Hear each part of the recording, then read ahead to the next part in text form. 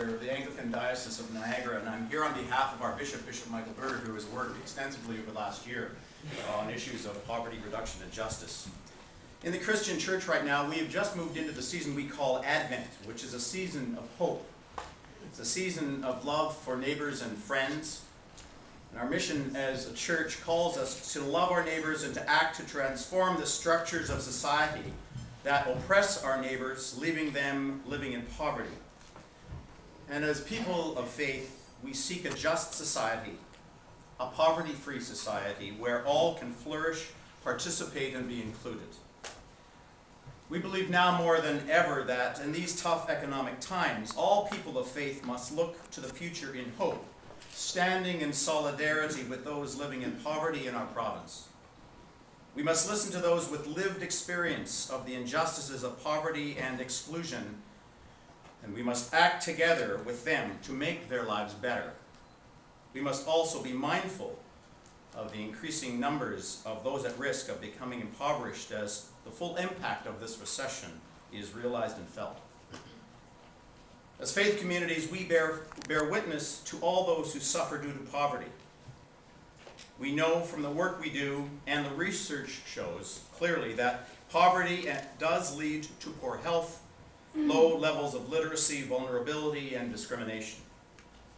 We also know that women, Ontarians from visible minorities, Aboriginal communities, and people with disabilities are disproportionately poor. Through acts of charity, so many of us work at trying to meet the needs of those individuals at the local community level, through the operation of community centers, daycares, breakfast programs, thrift shops, food banks, overnight shelters, hospitality programs, and other social services. We know that we cannot do enough because charity is not enough. It is morally unacceptable that inadequate social assistance rates means that for the most vulnerable among us, those on social assistance, healthy food, a nutritious diet, and living with dignity is not an option. And food banks are not a solution. Right. It is morally unacceptable that in a province as wealthy as ours, far too many people must make a choice between food or shelter due to a lack of income. Food and shelter are not discretionary items.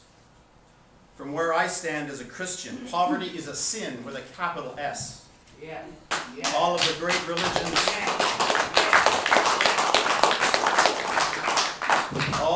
great religions of the world believe that we are called upon to look out for those who cannot look after themselves, to support the poor, to give shelter to the homeless, and food to the hungry. Yes. Even the humanists and atheists among us would agree that we belong to this community we call the human family. It is the role of government to ensure and enshrine justice for all and secure the common good of all. We will accept as a sign of hope the announcement by the government of the Social Assistance Review Advisory Group earlier this week. We encourage the panel members and the government to take bold and transformative action to turn social assistance into a program that helps people escape poverty. On this, the one-year anniversary of the Poverty Reduction Strategy, we ask for immediate action by the government to implement a $100 a month healthy food supplement for all adults on social assistance. Thank you.